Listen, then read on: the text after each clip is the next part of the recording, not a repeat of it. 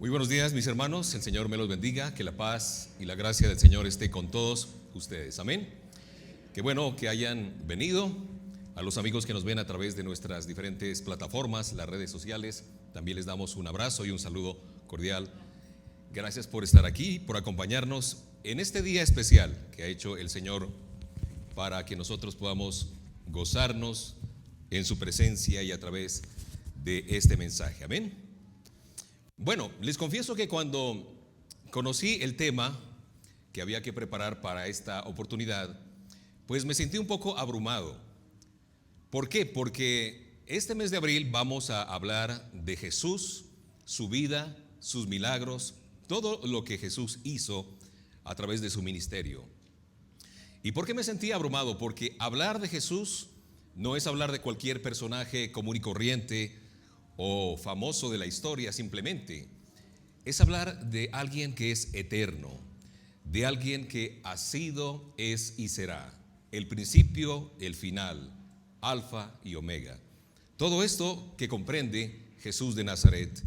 Y ya lo decía el Evangelio de Juan en el capítulo 1, en el principio era el Verbo, y el Verbo era con Dios, y el Verbo era Dios. De modo que Jesús está presente a lo largo y ancho de toda la Escritura. Entonces no es tan fácil hablar de este personaje tan maravilloso, de este personaje tan glorioso, excelso, como quieran llamarlo. No es como coger un libro o quizás ir a una página de historia donde uno ve a los diferentes personajes que han recorrido la historia del mundo haciendo muchas cosas de acuerdo a su oficio, de acuerdo a su profesión. Y los ubicamos en un cierto tiempo de la historia y lo que ellos hicieron. Pero sus obras quedaron hasta ahí. De manera que me puse entonces a tratar de limitar o delimitar, si se quiere, para saber qué hablar sobre la vida de Jesús, que es el mensaje de esta mañana. Ya en posteriores mensajes que tendremos desde acá, veremos los milagros que hizo Jesús de Nazaret a lo largo de su vida. Así es que no se lo pierdan, ¿no? A lo largo de este mes de abril. Pero volviendo al tema, decía yo, voy a limitar la vida de Jesús, quizás hablar de Jesús durante su época cuando estuvo con nosotros aquí en la tierra, 33 años. Dije, voy a hablar de Jesús en los 33 años. Sin embargo, todavía resultaba bastante complejo, ¿no? Hablar 33 años de un ministerio que es inagotable, incansable, el que realizó Jesús de Nazaret. Dije, bueno, voy a tratar de minimizarlo un poquito más para ver qué puedo hacer. Entonces dije, ¿qué tal si de pronto converso con los hermanos sobre los 3 últimos años del ministerio de Jesús? Y todavía resultaba complicado. Entonces dije, no hay más, voy a tratar de hablar de Jesús de Nazaret en un solo día. ¿Qué hizo en un solo día Jesús de Nazaret? Y entonces esto parecía la historia o parecía el nombre de esos documentales que uno ve en la televisión, ¿cierto? En los canales de cable. Un día en la vida de Jesús de Nazaret, parte 1. Puede ser el nombre, ¿no es cierto?, de este documental. Entonces dije, sí, me voy a enfocar finalmente entonces en un solo día en la vida de Jesús de Nazaret. Unas horas incluso. ¿Qué hizo Jesús en ese día? Y esto obviamente nos va a demostrar la autoridad de Jesús en primer lugar, y que Él dependía todo el tiempo de Papá Dios, del Padre Celestial. Y nos va a servir, naturalmente, no puede ser de otra manera, como un reflejo, cómo está nuestra vida. Si nosotros queremos ser imitadores de Cristo, como decía el apóstol Pablo, pues debemos entender qué es lo que hizo Él sobre esta tierra, sobre este mundo. Y un solo día, a mi modo de ver, bastará para reflejar toda la gloria que desarrolló Cristo Jesús en su vida y que aún sigue haciendo, porque como lo dije hace un instante, Él es el principio y el fin. Toda su vida se encuentra desde el Génesis hasta el Apocalipsis, y allí está la presencia de Jesús. Amén. Entonces, dicho esto, me gustaría que ustedes me acompañen, por favor, a hacer un recorrido en un día de la vida de Jesús de Nazaret, ¿de acuerdo? De modo que los invito para que vayamos al Evangelio de Marcos, capítulo 1. Marcos, capítulo 1. Y vamos a ir revisando poco a poco los diferentes momentos de ese glorioso día. Marcos 1, versículos 16 al 20. A ver qué nos dice la palabra. Yo voy a utilizar la versión lenguaje actual, pero ustedes pueden utilizar su Reina Valera, cualquiera de las versiones que existen de la Biblia. Incluso aquí vamos a proyectar la Reina Valera, la antigua, para que aquellos que les da más paz o les gusta más esta versión, yo voy a utilizar el lenguaje actual para ir mirando y cotejando un poco estas dos versiones. Amén. De modo que vamos a revisar entonces el libro de Marcos, capítulo 1, versos o versículos del 16 al 20. Jesús pasaba por la orilla del lago de Galilea cuando vio a Simón y a Andrés, dos pescadores que eran hermanos y que estaban pescando con sus redes. Jesús les dijo: síganme. En lugar de pescar peces, les voy a enseñar a ganar seguidores para mí. Parece que está muy cerca esto. En ese mismo instante, Simón y Andrés dejaron sus redes y siguieron a Jesús. Un poco más adelante, Jesús vio a Santiago y a Juan, hijos de Zebedeo. Ellos también eran pescadores y estaban en una barca arreglando redes, dice ahí la palabra. Verso 20, Jesús los llamó y ellos lo siguieron, dejando a su padre en la barca con los empleados. Así dice esta versión actual o lenguaje actual de la Biblia, la palabra de Dios. Bien, vamos a orar para que el Señor nos ayude a llevar este mensaje y a entenderlo naturalmente. Amén. Señor amado, gracias te damos porque tu palabra está expuesta, y te pido en el nombre de Cristo Jesús que seas tú, Padre, a través de tu Santo Espíritu, redarguyendo o quizás confrontando, animando a mis hermanos aquí presentes y a aquellos que nos ven. Padre, tu palabra es poderosa y siempre nos refleja, Señor, tu presencia día a día, y que tu Espíritu sea, Señor, el que pone el hacer como el hacer por tu buena voluntad. Gracias te damos por este mensaje y te agradezco, Señor, también por lo que puedan enseñar el mismo. En el nombre de Cristo Jesús. Amén. Amén. Bueno, imaginemos entonces esa mañana soleada que Jesús de Nazaret emprende su recorrido. Era un día sábado, según nos dice la Biblia, la palabra de Dios. Y Jesús de Nazaret se levanta muy temprano, como todos los días, y va caminando por aquellos lugares, por aquellas polvorientas calles de Galilea, y se dirige hacia el mar de Galilea. Se llama así el mar de Galilea, pero en realidad era un lago. Y empieza a caminar Jesús de Nazaret por la ribera de ese lago. Y mientras va caminando, mientras ya han despuntado los rayos del sol sobre esas pequeñas, por esas pequeñas aldeas, él se dirige hacia ese lugar. Y resulta que este sitio, el lago de Galilea, era un lugar donde se hacía una frenética actividad de pesca, ¿sí? Hagan de cuenta, hermanos, los que yo creo que la mayoría hemos visitado esos pequeños cantones de nuestras provincias costeras, ¿no es cierto? Manabí, la provincia del Guayas, la provincia de Esmeraldas, en fin. Una de esos lugares donde los pescadores se encuentran en sus faenas de pesca. Yo me imagino que era un lugar amplio, un lugar donde había muchas personas, muchísima gente, porque era un sitio pesquero, un puerto pesquero, pudiéramos decir en términos actuales. De modo que yo no me imagino como solemos ver en las películas de Hollywood, ¿no es cierto? Que están unos 4 o 5 hombres ahí en unas barcas en medio de un gran lago vacío. Yo pienso que había una tremenda actividad. Los hombres pescando, otros vendiendo el pescado, intercambiándolo, quizás quitándole las escamas, qué sé yo, remendando las redes. Toda esa actividad se estaba desarrollando en esa mañana gloriosa. Y Jesús de Nazaret va caminando, pero ya tiene en mente dos individuos, dos personajes que nosotros ya los hemos aquí mencionado. Simón, que no es otro que Pedro, Simón y su hermano. Estaban allí junto a ese lago y ellos estaban echando las redes, dice la palabra de Dios, ¿no? Estaban echando las redes y Jesús los ve e inmediatamente los llama. Síganme. En lugar de pescar peces, les voy a enseñar a ganar seguidores para mí, les dice a estos hombres. De manera que están allí estos hombres un poco asombrados por el llamamiento de Jesús. Y lo más probable es que estos hombres ya lo conocían a Jesús, ¿Por qué? Porque habían sido discípulos de Juan el Bautista, de manera que ya conocían cómo el Galileo, el Nazareno, andaba por esas calles predicando, haciendo milagros, haciendo portentos, y ya conocían de Jesús. De modo que ven que Él los llama con esa autoridad de Jesús, y dice la palabra de Dios que ellos lo siguen. Miren ustedes, hermanos, que Jesús no estaba buscando para el inicio de su ministerio a hombres doctos en la Torá, en la interpretación de la ley de Dios. No estaba buscando a los alumnos más aventajados de la sinagoga o del instituto. No estaba buscando personas populares con una trayectoria.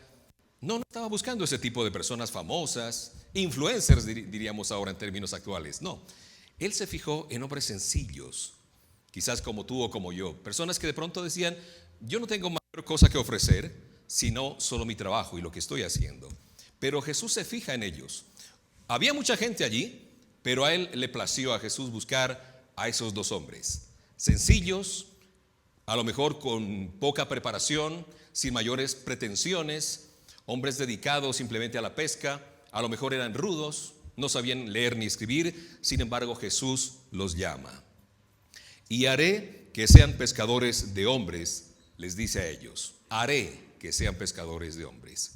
Eso nos indica que Jesús ya está pensando en discipularlos, en enseñarles a estos hombres. ¿Sí? Era materia o tierra fértil para que ellos pudieran aprender lo que suelo yo decir, lo divino y lo humano, para que vayan y puedan predicar. Ellos eran hombres que estaban acostumbrados a lanzar las redes al lado y lado de la barca, pero en esta oportunidad ellos se convertirían en pescadores mucho más excelsos, en pescadores de hombres, en pescadores de mujeres, digamos así, las personas que iban a ser atrapadas por la red del Evangelio y de la palabra de Jesús. Eso era lo que estaba pensando Jesús de Nazaret.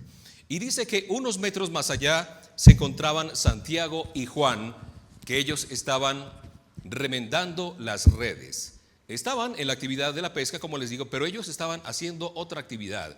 Estaban remendando, estaban de alguna manera volviendo a coser, si se me permite el término, esas redes que a lo mejor se habían roto producto de la actividad pesquera. Entonces están ahí estos dos hombres y Jesús igualmente los llama, ¿sí? Y dice que ellos dejan ahí las redes, dejan los aparejos y dejan a los empleados que estaban con ellos y siguen a Jesús de Nazaret. Ahora bien, miren ustedes qué hermoso este pasaje, porque es la autoridad, lo que Marcos subraya aquí es la autoridad de Jesús. Él dice: síganme, y ellos lo siguen. No le están diciendo: ¿a dónde vamos, maestro? ¿Y cuánto tiempo vamos? ¿Hay plata? ¿Cuánto hay? Nada de eso. Ellos abandonan su trabajo y se van detrás del maestro de Galilea, del Nazareno. Y lo más impactante es que Jesús los busca a ellos. No ellos están buscando, como podría uno pensar que ellos iban, los jóvenes o los papás los llevaban a la sinagoga para que aprendieran con los rabinos, con los maestros de la ley. En este caso no.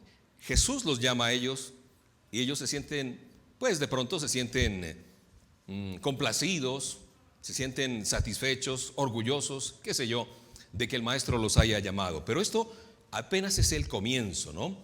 No es un llamado general, no es que Jesús se subió a una tarima y dijo: a ver, los que quieran seguirme por acá. No, fue un llamado muy personal, ¿sí? A lo mejor los escogió a los dos y a los dos después, pero fue uno por uno, un llamado personal que les hace a ellos. No es a una congregación, a ser miembros de una congregación, de un club de amigos, de un club de panas. No, es un llamado para que aprendan del maestro, para que lo sigan a él, ¿no?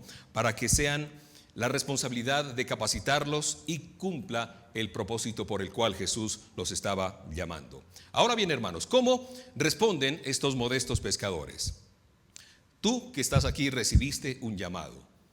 Un día cualquiera recibiste un llamado. No es que tú buscaste a Jesús. A lo mejor sí lo buscaste como yo, que lo encontré en un momento bien crítico de mi vida, pero el Señor ya me estaba buscando.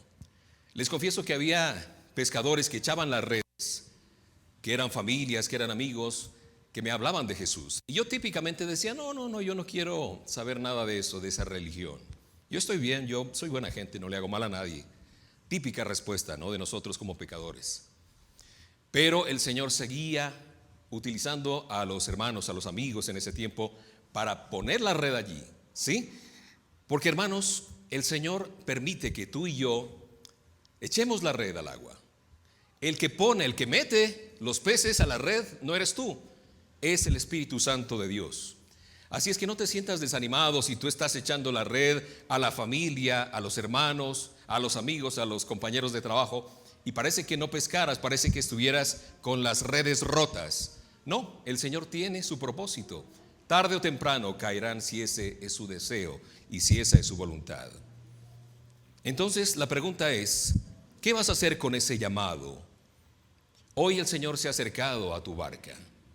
A lo mejor, no sé de los que están aquí, a lo mejor todos conocemos del Señor, lo hemos recibido en nuestro corazón como Señor y Salvador, pero a lo mejor hay personas que todavía no han recibido al Señor en su corazón, o personas que de pronto se han alejado, ¿sí?, se han bajado de la barca durante algún tiempo y dicen, yo quiero volver al Señor, yo quiero volver a acompañarlo, quiero andar con Él, quiero caminar con Jesús, porque un día me llamó y yo me fui a otro lugar, pero Él me está esperando con los brazos abiertos, y de eso ya hablaremos un poquito más adelante. Entonces, el primer elemento que vemos aquí, comienza el día de Jesús, hace un llamamiento, y ¿cómo responderás tú? ¿Cuál será tu respuesta a ese llamado de Jesús?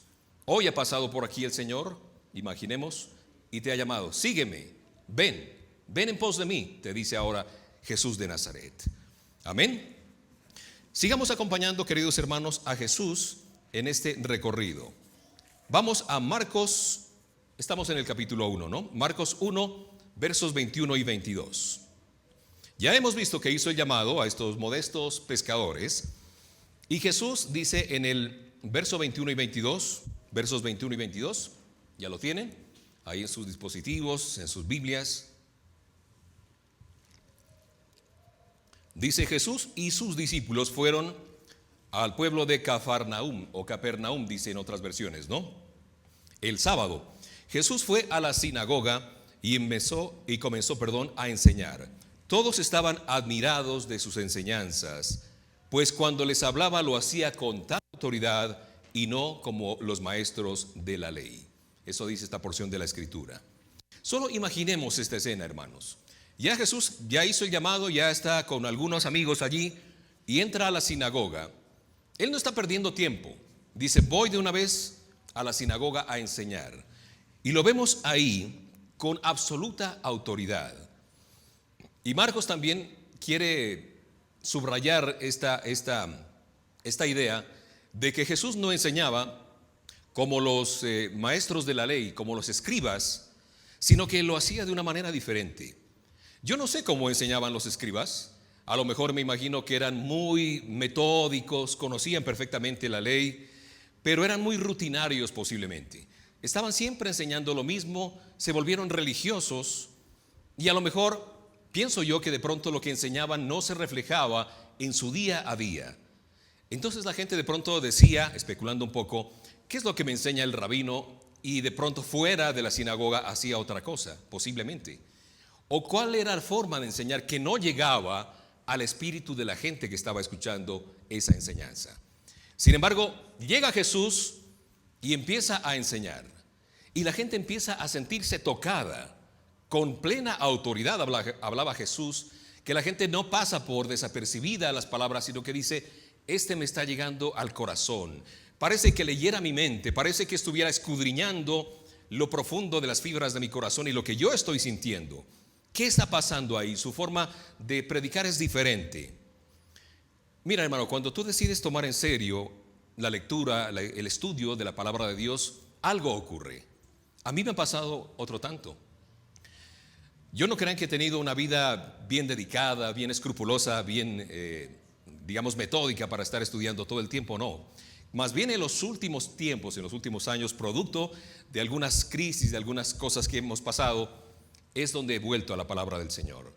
Y los mejores tiempos, el mejor tiempo de mi día a día es de 8 a 9 de la mañana, donde le dedico un tiempo al Señor para escudriñar la Biblia, para leer, para tratar de entender los tiempos y qué es lo que me está diciendo ese pasaje. Entonces mira, cuando tú te pones a escudriñar la palabra de Dios, es cuando te das cuenta que la palabra tiene autoridad para tu vida. Amén.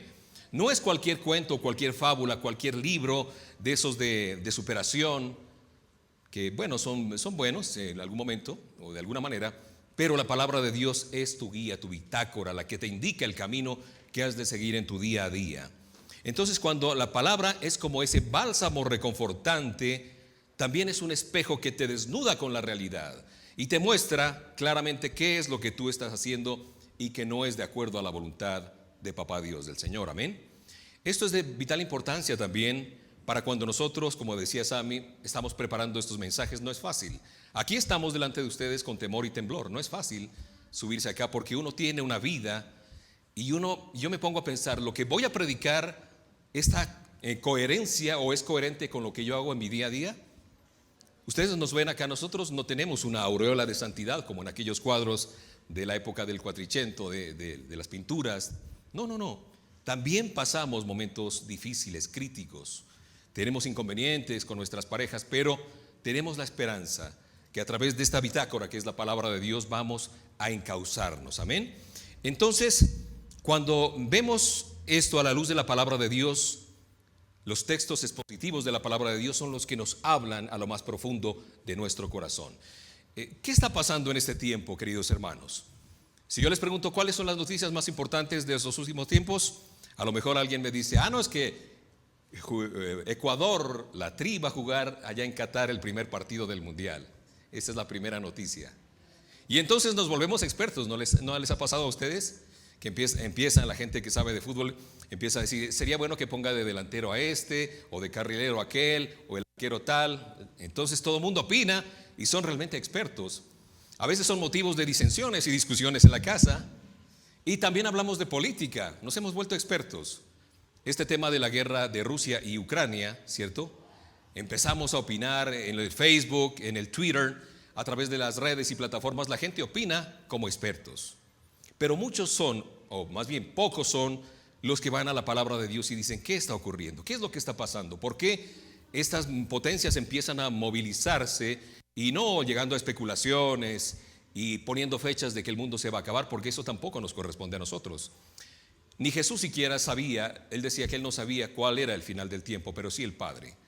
De modo que vayamos a la palabra de Dios para entender cuáles son los tiempos o cómo son los tiempos. Y yo no voy a ahondar en esto porque el mes pasado hablamos todo el mes de los últimos tiempos. Quienes tuvieron la ocasión de seguir estos mensajes, pues ahí aprendimos un poco de cómo discernir este tiempo. Amén. Es por eso precisamente que en la sinagoga de Capernaum la gente se admira de lo que está enseñando Jesús. Pero veo que pasa el tiempo rápidamente. Vamos entonces siguiendo. Primero entonces hace llamamiento, luego se encarga de abrir allí esta enseñanza para toda la gente que acude a la sinagoga, y todos ven sorprendidos por la autoridad con que habla Jesús. Entonces para ti, para mí en este tiempo, la máxima autoridad para mi vida no es lo que dicen los demás, lo que dicen las noticias, lo que aparece en el WhatsApp o en las redes sociales o en las noticias de los telediarios, sino lo que dice la palabra de Dios. Esa es la máxima autoridad para ti y para mí. Y Jesús lo sabía, esa es su autoridad. Vamos a Marcos capítulo 1, 23 y 28. Sigamos en este recorrido que apenas comienza de Jesús por aquel rincón de Galilea. Dice así el verso 23 hasta el 28. En la sinagoga había un hombre que tenía un espíritu malo. El espíritu le gritó a Jesús: Jesús de Nazaret, ¿qué tienes contra nosotros? ¿Acaso vienes a destruirnos? Yo te conozco, tú eres el Hijo de Dios. Jesús reprendió al espíritu malo y le dijo: cállate, sal de este hombre. El espíritu malo salió gritando y haciendo que el hombre se pusiera a temblar muy fuerte. La gente se quedó muy asombrada y se preguntaba: ¿qué es esto? ¿Una nueva enseñanza? ¿Qué clase de poder tiene este hombre con autoridad y poder que ordena a los espíritus malos que salgan y ellos lo obedecen? Y Jesús se hizo famoso en toda la región de Galilea. Miren esto, queridos hermanos. Es un poco gracioso, ¿no?, ver aquí esta porción, este episodio que está ocurriendo allí. Y es que aquellos que se supone deberían conocer a Jesús de Nazaret e identificarlo, decir, este es el maestro, el Mesías, el que habíamos estado esperando, y estoy refiriéndome a los religiosos, a los fariseos, a los que estaban ahí en la sinagoga. No lo identificaron a Jesús y decían, ¿quién es este que viene aquí a hablar? ¿Quién será? A lo mejor algunos decían, ¿y este no es el hijo del carpintero? Cosas así. Pero este demonio que estaba en un hombre lo identifica.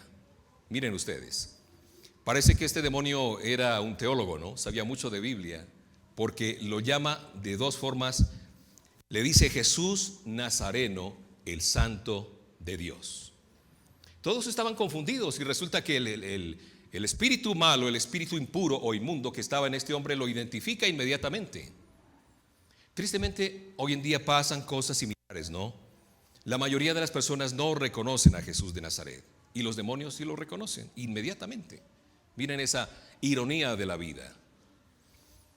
Y entonces uno se pregunta, o la gente, si tú le preguntas a la gente saliendo de aquí y le dices, ¿tú conoces de Dios? ¿O crees en Dios? La mayoría te va a decir, claro. ¿Crees en Jesús?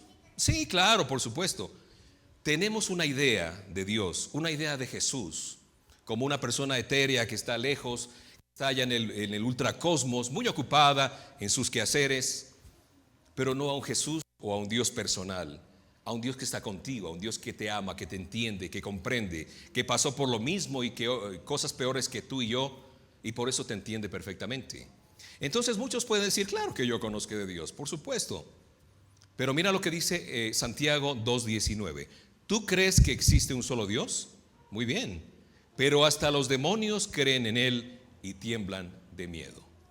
Eso no necesita mayor explicación.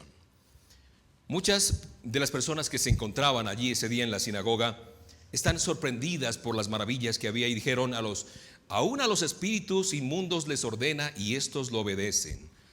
Esto representa la autoridad de Jesús, queridos hermanos. No hay duda alguna que este espíritu inmundo comenzó a sentirse incómodo. Yo creo, hermanos, que este hombre que llevaba ese espíritu demoníaco adentro de sí iba constantemente a la sinagoga, ¿no les parece? A lo mejor no era la primera vez que asistía, iba recurrentemente, pero no pasaba nada. Un culto más, digámoslo así en términos actuales. Pero cuando ve que la autoridad llega, entonces dice, no, esto es diferente. Este no es otro de los que están abriendo la Torá para hablar, sino que habla con autoridad. Y ahí lo reconoce. Y hermanos amados, a lo mejor yo he oído a muchos que no creen que existen los demonios. Existe un mundo espiritual de maldad que está actuando para traer enfermedades, para traer problemas, para traer disensiones, para traer catástrofes y cosas como eso. Existe el mundo espiritual y los demonios existen, pero también existe el poder de Dios para con su autoridad, con el solo nombre, los demonios salen corriendo. Amén. Y esa autoridad nos ha dado Jesús de Nazaret a ti y a mí. Yo les cuento una cosa. En una oportunidad estábamos con mi esposa en la calle esperando un taxi y llegó un hombre con un cuchillo y se abalanzó contra nosotros. Yo lo primero que hice obviamente fue ponerme delante de mi esposa y era un hombre bien fornido, 1,80 de estatura, así como nuestro querido Sammy, y con un cuchillo. Y entonces me amenazaba, dame plata, me decía, o algo así. Cosas así, estaba totalmente ido. Y yo tratando de buscar algo en el bolsillo y se me enredaban las monedas que tenía por ahí. Y el hombre seguía acosándome ahí. Y yo le dije, busca de Jesús, busca de Cristo. Cuando le dije esto, hermanos, era como que yo le hubiera puesto uno de esos instrumentos que usan para la policía para electrocutar temporalmente a los maleantes. Así. Se hizo para atrás de inmediato. Yo vi que funcionaba, entonces le dije, busca de Jesús. Y el hombre se iba para atrás, como que le estaba empujando. Y yo dije, wow, si no sabía el poder que tiene el nombre de Jesús, ahí está. Tanto así que saqué la moneda que pude encontrar finalmente y se la arrojé así. Él la agarró y salió corriendo. Y yo me imaginaba esta escena, con el nombre de Jesús. Pero algunos dicen, sí es cierto. La Biblia dice, resistan al diablo y él huirá de ustedes. Está incompleto ese versículo. Santiago 4:7 dice: sométanse pues a Dios, resistan al diablo y el diablo huirá de ustedes. ¿Cuál es el primer requisito, hermanos? Someternos al Señor, estar en santidad, estar en su presencia, estar buscándolo. No de otra manera, porque de otra manera los demonios se le ríen en la cara a cualquiera. De modo que aquí tenemos la autoridad de Jesús. Esos demonios no pudieron aguantar la presencia del Señor y salieron corriendo de este hombre. Pero lo malo de este espíritu, dice acá, que se mostraba recio para salir, ¿no? O sea, no quería salir y quería hacer todo el mal posible. Y en algunas versiones parece que muestra que botaba espumarajos por su boca este hombre, y entonces trataba de hacer el mal posible antes de salir de este hombre. Sin embargo, Jesús le dice: cállate y sal de allí. No le está preguntando, ni está haciendo show, ni espectáculo para nada. Y el demonio sale de esta manera. El Señor vino a dar libertad a los oprimidos, a los que están encadenados por el pecado, aquellos que traen de pronto estas ataduras ancestrales de la familia, y Él ha venido a dar libertad a los cautivos por el pecado y a los cautivos por el diablo. Amén. Él tiene autoridad, como nos lo demuestra aquí en este pasaje. Vamos por el tiempo a seguir adelante. Vamos por favor aquí a Marcos 1, 29, 31, para continuar con este recorrido que hemos iniciado acompañando a Jesús de Nazaret. Dice que su fama se había extendido como el fuego, ¿no es cierto? La fama de Jesús, y se habían enterado de que Jesús podía mandar a esos espíritus de las tinieblas y estos le obedecían. Aquí hay un acontecimiento sencillo en la casa de Simón y Andrés. Pongan cuidado. Marcos 1, 29, 31. Luego Jesús salió de la sinagoga y se fue con Santiago y Juan a la casa de Simón y Andrés. Cuando entró en la casa le dijeron que la suegra de Simón estaba enferma y con fiebre. Jesús fue a verla, la tomó de la mano y la levantó. En ese mismo instante la fiebre se le fue y la suegra de Simón le servía de comer. Miren esta linda suegra de Simón Pedro, que estaba allí siendo atendida. Yo me imagino que ella lo quería mucho a su yerno, y él igualmente, ¿no? Si no, a lo mejor le hubiera dicho: no, Jesús, déjala tranquila. No, esta es una broma. Pero ellos no le dijeron que la curara. Sencillamente Simón y Andrés lo habían invitado a Jesús. A lo mejor ya era hora del almuerzo y le dijeron: hombre, Jesús, vamos a casa a comer alguna cosita para ya está haciendo hambre, vamos. Y resulta que se encuentran con que la suegra estaba enferma y ella era la que cocinaba, la que podía hacer las cosas allí, y estaba enferma. Y ellos no, por lo menos aquí no veo que le dicen: Jesús, dale una manito ahí a la suegra porque está enferma. No, Jesús tiene compasión de ella y se aproxima y dice que le da la mano y la levanta. ¿En qué momento se fue la enfermedad de esta mujer? Al instante. ¿Sí? No sé por qué tenía fiebre, a lo mejor estaba con gripa, estaba contagiada, no sabemos. Pero dice que la fiebre al instante se fue de la mujer y ella se levantó, y en un acto de gratitud esta mujer empieza a servirlos, dice ahí, ¿no? Yo creo firmemente, si esa es la voluntad del Señor, que el Señor sana, porque la Biblia, la palabra de Dios dice que por sus llagas hemos sido sanados y curados. Amén. Hemos visto milagros de sanidad. Yo en mi propia casa, en nuestro propio hijo que estuvo con algunos problemas de salud, pequeñito, él fue sanado por el Señor. Y yo le doy la gloria y la honra al Señor, porque es testimonio de que Él ha sido sanado. Y aquí, hermanos, entre nosotros, no voy a decir el nombre, hay una persona que fue sanada por el Señor.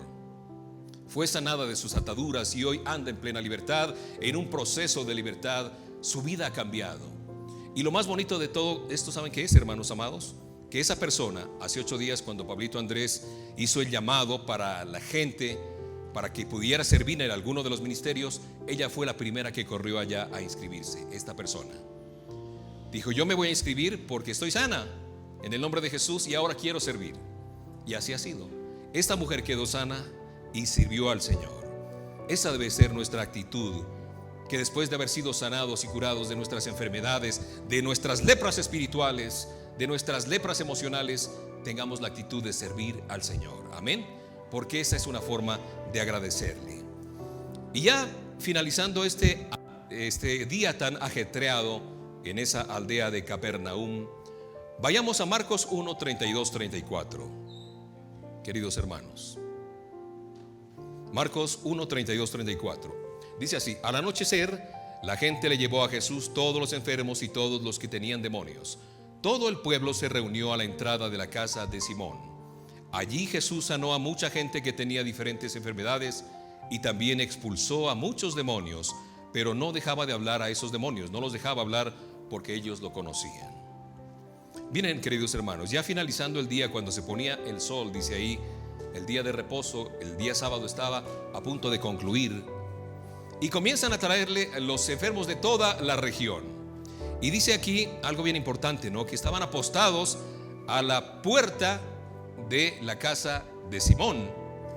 Dice que toda la ciudad, dice la palabra de Dios, toda la ciudad estaba allí en la puerta. Me imagino cuánta gente estaba esperando que el maestro saliera, los tocara y ellos quedaran sanos.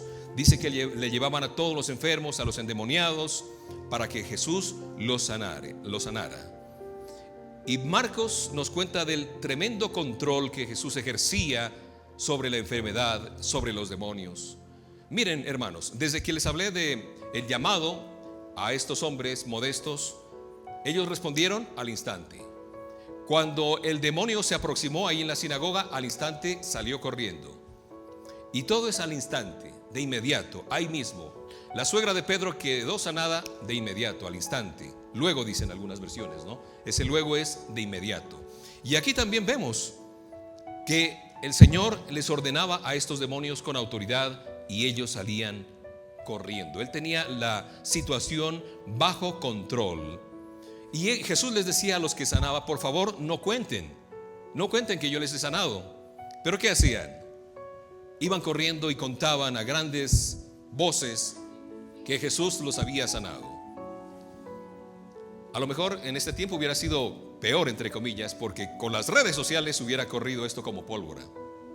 Pero en ese tiempo no se demoraron horas ni días, sino que dice de inmediato se supo en todos los rincones de estas aldeas que Jesús había sanado a estos hombres y a estas mujeres.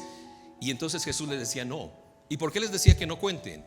Porque esto va a ser posteriormente tropiezo, porque ya los religiosos lo tenían en la mira y no le permitían entrar a las ciudades. Ya no le permitían entrar. Qué cosa tan irónica, ¿no? A los que no permitían entrar a las ciudades era a los leprosos, a los endemoniados, a las prostitutas. Las sacaban de la ciudad. Y ahora el que está fuera de las ciudades es el que sana, y los enfermos que están sanos ya están en sus casas. Así es el Señor. Así es el Señor, hermanos amados. Ellos están sanos y ya están disfrutando de la presencia de sus seres queridos, de sus familiares, mientras Jesús, pero Él no cede. Él había venido, no prácticamente, y no me entiendan mal lo que voy a decir, no había venido a estar curando a los cojos, a los leprosos. No era su misión principal, sino que Él quería que la gente procediera al arrepentimiento y a la fe. Amén.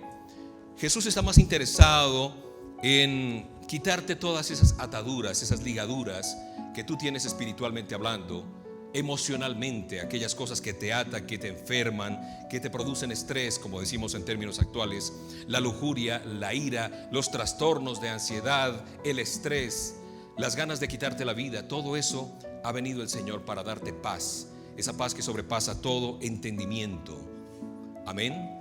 Qué ministerio tan pesado, hermanos amados, el que realiza el Señor ese día, con todas estas sanidades que yo he tratado de resumir muy comprimidamente por el tiempo que tenemos acá, pero que ustedes van a venir a desarrollar juntamente con los hermanos que van a predicar, para ver qué sucedió en cada uno de esos episodios con Jesús de Nazaret. Amén. Finalmente, Marcos 1, 35-39 dice: en la madrugada Jesús se levantó y fue a un lugar solitario para orar.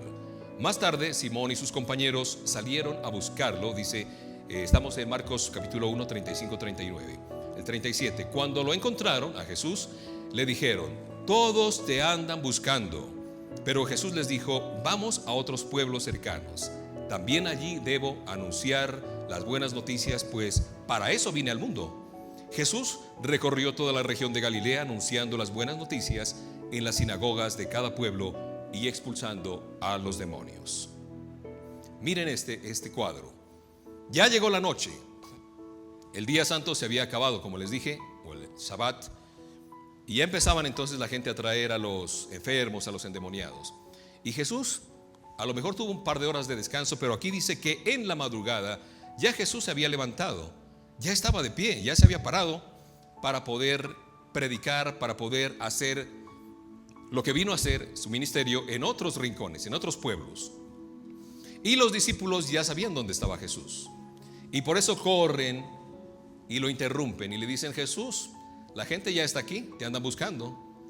Entonces él dice: bueno, vamos, para eso vine. Y a pesar de su cansancio, a pesar de todo aquello, él no dijo: yo estoy a full o me merezco por lo menos descansar hasta el mediodía. No, él está en lo que vino a hacer, sin pereza, con toda la determinación del caso, con todo el amor. Nada le impedía el fluir de su Espíritu Santo para dirigirse a aquellas ciudades, a aquellos pueblos. Qué gran diferencia cuando entendemos este principio, ¿no? De servir en todo tiempo y predicar en todo tiempo. Aún de madrugada, estando a solas, estando ahí solo, sus discípulos lo interrumpieron y le dijeron: tenemos que ir a otro lado. Y él dice: vamos a los lugares vecinos, porque a eso es lo que yo vine. Y es el objetivo primordial de Jesús. Yo te pregunto, hermano y hermana amada, ¿con qué motivación has venido esta mañana a este sitio, a este lugar? Tal vez para que el Señor haga un milagro en ti, para que el Señor te sane, para quizás pedirle al Señor que abra las puertas de un trabajo, de un empleo. Si estoy enfermo, si tengo problemas en casa, si los hijos se han indisciplinado, se han rebelado, o vienes para encontrarte con su amorosa presencia. ¿Cuál es el objetivo de estar tú aquí sentado acompañándonos? No podemos caminar, hermanos amados, lejos de la amorosa presencia del Señor. Hoy hemos visto, así a grandes rasgos, algunos de los momentos importantes de un solo día en la vida de Jesús de Nazaret. Imagínate todos los días que tuvo que vivir sobre esta tierra así, de la misma manera, ¿cierto? Todas las semanas, 24/7 prácticamente, todo el tiempo. Y esto exigiendo a Jesús en todo sentido, siempre presente, siempre al lado de aquellos que lo necesitaban.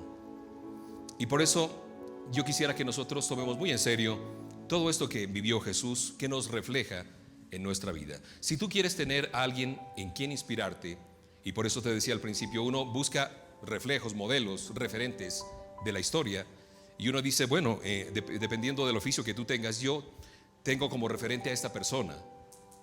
Me gusta cómo habla, me gusta cómo explica, me gusta cómo expone, de diferentes formas, ¿no? De acuerdo a tu trabajo, a tu profesión. Pero el mejor referente que nosotros podemos tener es este hombre maravilloso que es Cristo Jesús. Y a lo mejor tú dices: pero él era Dios, podía hacer todo eso. No, él vivió humanamente, 100% hombre, 100% Dios, y tuvo que enfrentar todos estos sucesos, pero siempre con una actitud de agradar al Señor, de buscarlo y de hacer lo que Él le envió a hacer. Acepta este llamado. Si de pronto te has desviado del camino y hoy dices: yo quiero volver a caminar con Jesús de Nazaret, Él me está llamando y Él está diciendo: deja esas redes, camina, acompáñame, ven en pos de mí. Y tu decisión, la decisión es tuya, soberana. Si tú quieres seguirlo a Él, aquí no hay medias tintas, hermanos. O sigues a Dios o sigues al diablo, así de sencillo. Y hoy el Señor te está llamando a seguirle para que tú lo acompañes en este proceso. Vamos a ponernos de pie, queridos hermanos. Vamos a agradecerle al Señor por este tiempo. Gracias, Padre Santo. Te pido en el nombre de Jesús que tú tomes la vida de cada uno de mis hermanos aquí presentes, Señor. Tu palabra es sencilla. Tu palabra nos invita, Señor, a vivir una vida diferente a la vida que pueden vivir el resto del mundo. Señor, tú nos escogiste, tú nos llamaste. A ti te plació pasar cerca de nuestra barca. Y cuando nosotros nos encontramos remendando las redes de nuestra vida, de nuestra existencia, tú dices: ven y sígueme. Deja todo eso que tienes ahí y sígueme, porque yo te haré pescador de hombres. Padre, que todos los que estamos aquí podamos en el nombre de Jesús recibir ese llamado, acoger ese llamado con un corazón agradecido. Si nos hemos desviado del camino, acógenos una vez más y llévanos, Señor, por tu camino. Nosotros queremos obedecerte porque tú tienes autoridad, la autoridad que te dio nuestro Padre eterno, nuestro Padre celestial, para hacer todas estas sanaciones, estas curaciones y para prometernos un lugar allá en el cielo. Cuando tú te fuiste, Señor, prometiste a tus discípulos que irías a preparar morada para cada uno de nosotros. Pero mientras estemos en esta tierra, que podamos ser aquellos que lanzan la red para que otras personas conozcan del Evangelio de Jesucristo. Ayúdanos a tener tiempo para ti, porque si tenemos tiempo para el WhatsApp, para el Facebook, para la internet, y no tenemos tiempo para ti, Señor, estamos perdidos.